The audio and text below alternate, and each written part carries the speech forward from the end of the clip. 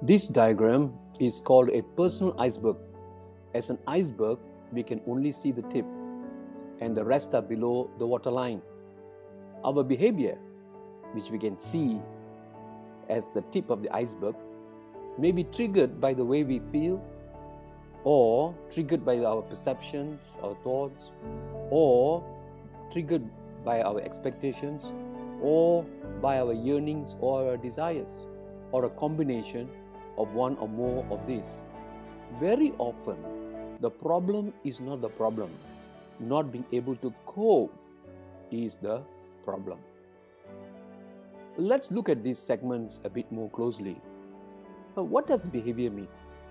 It may be an action, or an event, or a series of interconnected events that would constitute a story.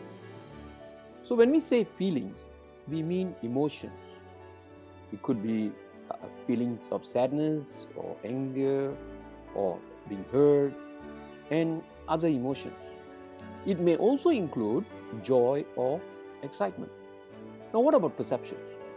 They would refer to our thoughts, our beliefs, values, assumptions that we hold. It refers to our mindset or our subjective reality. Everyone holds a subjective reality within oneself. Now, by expectations, we mean at least three kinds. Number one, expectations of ourselves. Number two, expectations of others. And three, expectations from others. By desires, we mean deep yearnings that anyone has. And usually we say these are universal desires or universal yearnings. The yearning to love, the yearning to be loved, the yearning to be accepted, to be validated, the yearning to be heard, to be affirmed, and even to feel safe. By self, we refer to the spirit man or our soul, our true inner being. Interestingly, all these, from behavior to feelings, to expectations, to desires and self, belong to us. We usually do not recognize this, but it is true. For instance, we would say, he made me angry. But the fact is, the anger belongs to us. Once we recognize that our feelings, perceptions, expectations, and desires belong to us, then we can choose to change. That's how we learn to cope with the problem. So, change is possible. Change within us is possible. How do we do this? Number one, know yourself, that you are made in the image of God. You are worthy of respect just like everybody else. Keep your self-esteem rooted in God. No one can take that away from you. That's what we mean by living out from yourself.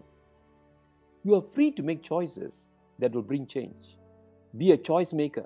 Make choices that would lead you into freedom, joy, peace, and love. Remaining miserable is a choice too, but that's no freedom. And thirdly, become responsible for your feelings, for your thoughts, for your mindsets, for your expectations and desires or yearnings. You take the responsibility for the change process. And finally, be authentic or congruent between yourself, others, and the context. What do you mean by that? It means say and do what you mean, and mean what you say and do.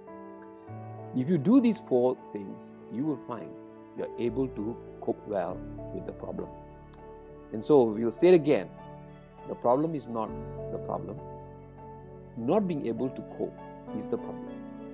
But this personal iceberg and this entire way of looking at what is happening within us, from feelings right into our desires and self, will help us to cope with the problem. God bless you.